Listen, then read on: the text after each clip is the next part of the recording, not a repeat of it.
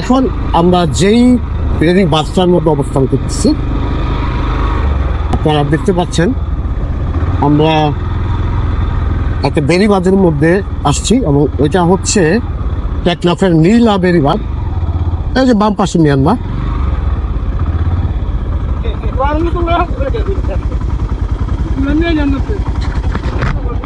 এখানে থামলাম নাচ নদী। এটা সীমান্ত সড়ক আর কি নতুন। এটা সীমান্ত সড়ক না? আচ্ছা, বার্মা, এই যে বার্মা দেখা যাচ্ছে কাছেই।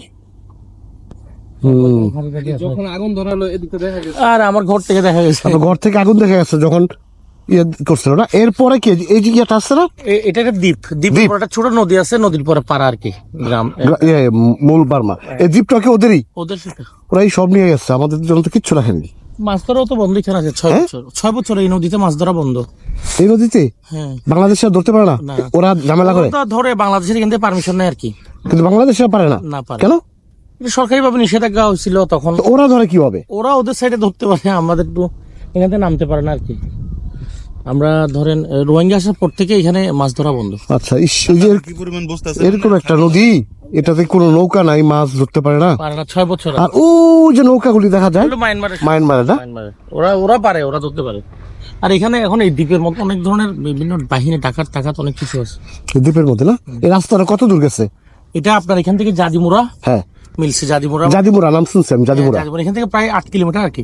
জাদিমুরা, আচ্ছা। এখান থেকে 8 কিলোমিটার, আবার এখান থেকে আসে 8 কিলোমিটার 16। এরপর হোয়াইটকং সাথে তুমব্রু, হ্যাঁ। আচ্ছা, এই রাস্তা কি ওই তুমব্রু রাস্তার সাথে মিলবে? ও আচ্ছা, এই দিক দিয়ে ভাই কোন দিক দিয়ে বেরোচ্ছে? হোয়াইকাং, উঞ্চিপ্রাং দিয়ে বেরোবো। উঞ্চিপ্রাং, হ্যাঁ, উঞ্চিপ্রাং দিয়ে হোয়াইকাং দিয়ে গুমদুম সীমান্তের যে রাস্তাটা। ও আচ্ছা, ও বুঝতে পারছি। শুধু দর্শক মন্ডলী, আপনাদের সাথে একটা তথ্য শেয়ার করি। নীলাতে যে বেড়িবাঁধটা এখন দেখতে পাচ্ছেন, ওই যে বার্মা মানে মিয়ানমার একটা দ্বীপ, এরপর একটা নদী আছে, তারপরে মিয়ানমার মূল দেশ। আর এই যে এটা সীমান্ত সড়ক হবে। এইটা এখান থেকে সামনের থেকে জাদিমুরা পর্যন্ত 8 কিলোমিটার, এবং এটা টেকনাফ থেকে সীমান্ত সড়ক এটা শুরু হবে।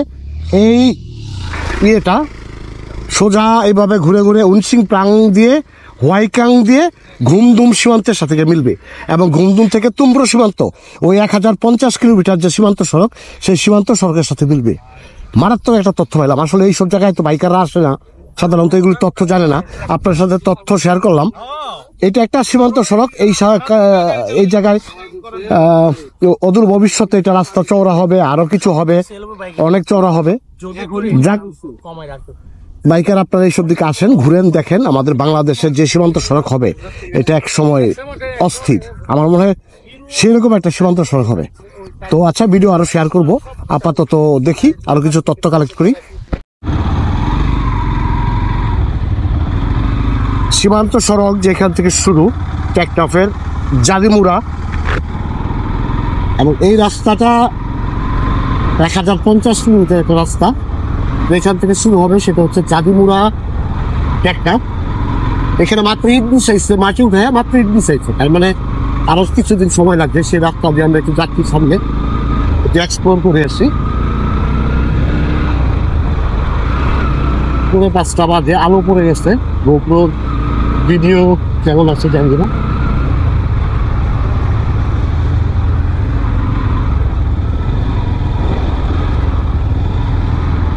নীলা ক্যাম্প, এটা সীমান্ত ক্যাম্প নীলা।